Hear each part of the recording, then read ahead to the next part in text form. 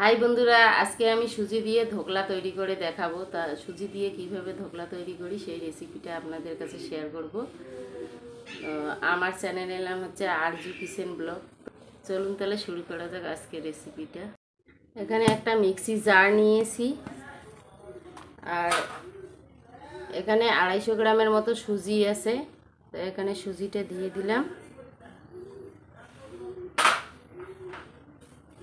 আর এখানে 100 গ্রামের মতো দই নিয়েছি, মানে এই বাটির 1 বাটি সুজি নিয়েছি আর হাফ বাটি নিয়েছি দই।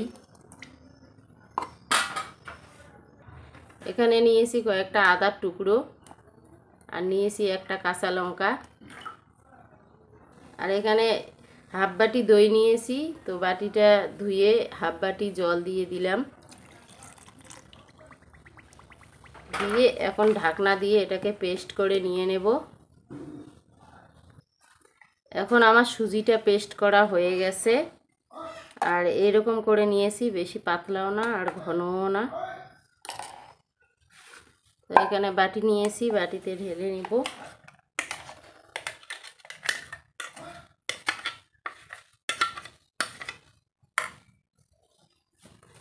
এখানে 1 চামচের মতো দিয়ে দেব বেকিং পাউডার।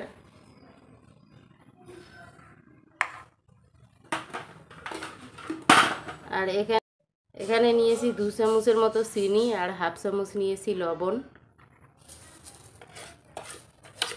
দিয়ে এখন ভালো করে এটাকে চিনিটাকে মিক্সড করে নিয়ে নিব।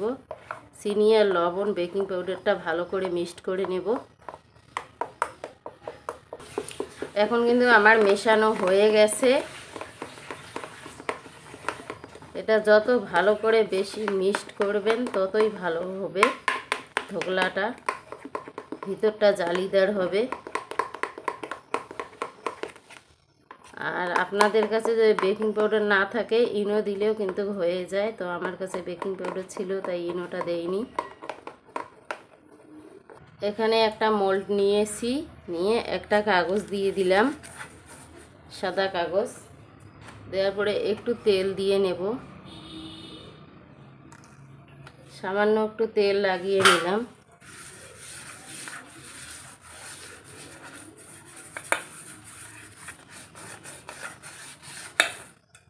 নিয়ে সুজির ব্যাটারটা এখন দিয়ে দেব।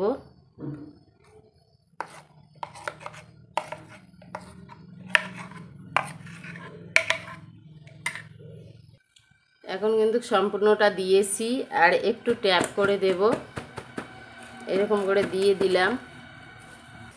চুলাটা জ্বালিয়ে নিয়েছি, আর এখানে কড়াইতে জল দিয়ে দেব, আর একটা স্ট্যান্ড বসিয়ে দিলাম। দিয়ে স্ট্যান্ডের উপরে এখন আমি মোলটা বসিয়ে দিলাম। দিয়ে একটা ঢাকনা দিয়ে এটাকে জাল করে নিয়ে নেব। এখন 10-15 মিনিটের মতো জাল দিয়ে নিতে হবে।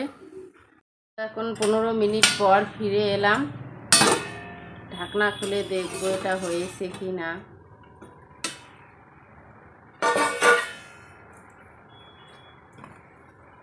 একটা কাঠি দিয়ে চেক করে নিব। তো কাঠির গায়ে কিন্তু একটুও লাগেনি, এটা কিন্তু হয়ে গেছে। এখন নামিয়ে নিচ্ছি। এখন এটা হয়ে গেছে, একটা সাঁড়াশি দিয়ে এটাকে নামিয়ে নিই। তড়কা না দিলে এটা কিন্তু খেতে ভালো লাগবে না। তড়কা বানানোর জন্য এখানে একটু তেল দিয়ে দিলাম।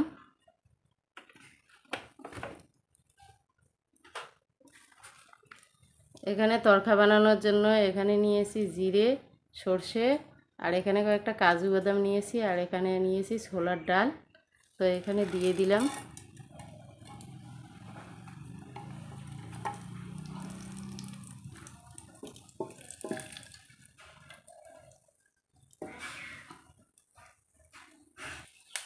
এখন এটা লাল করে ভাজা হয়ে গেছে, তো এটাকে নামিয়ে নিচ্ছি। এটা গরম থাকতে কিন্তু এখানে কারি পাতা আর কাঁচা লঙ্কা এখানে কেটে নিয়েছি, দিয়ে দিলাম।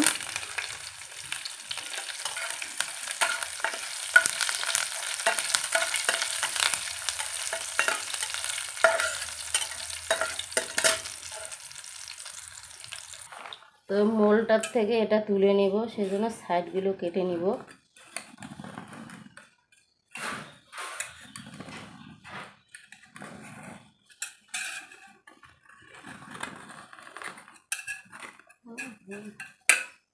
এখন থালা দিয়ে দিলাম, দিয়ে এটাকে উপর করে দিয়ে থালার মধ্যে নামিয়ে নিচ্ছি। একটু করে ট্যাপ দিলে এটা কিন্তু খুলে যাবে।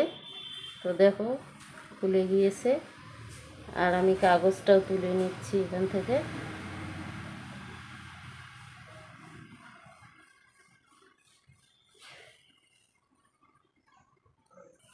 এখন কিন্তু পেপারটা তুলে নিয়েছি। তো পিছন সাইডটা এরকম সাদা হয়েছে, আর উল্টে দিয়ে দেখো এটাও কত সুন্দর হয়েছে। তো এখন এর মধ্যে তরকাগুলো দিয়ে দিচ্ছি।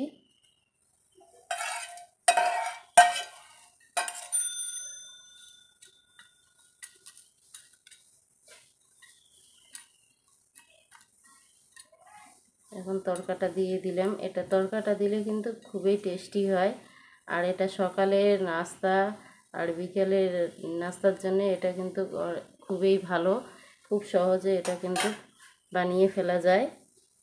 তো সকালে অনেক সময় টাইম থাকে না, সেজন্য এটা তাড়াতাড়ি ঝটপট বানিয়ে ফেলা যায়। তো এখন আমি এটাকে টুকরো করে কেটে নিচ্ছি। আমার রেসিপিটা যদি আপনাদেরকে ভালো লাগে, লাইক শেয়ার সাবস্ক্রাইব অবশ্যই করবেন।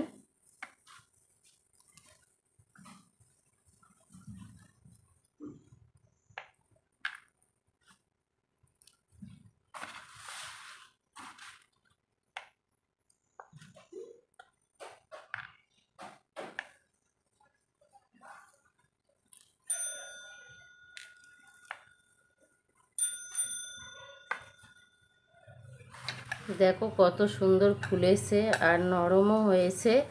আর এটা দেখো কত সুন্দর জালিদার হয়েছে আর কত সুন্দর নরম তুলতুলে হয়ে গেছে। তো এইভাবে খুব সহজে কিন্তু বাড়িতে অল্প কিছু উপকরণ দিয়ে এটাকে ধোকলাটাকে তৈরি করা যায়। আজকের মতো এ পর্যন্ত। Thank you.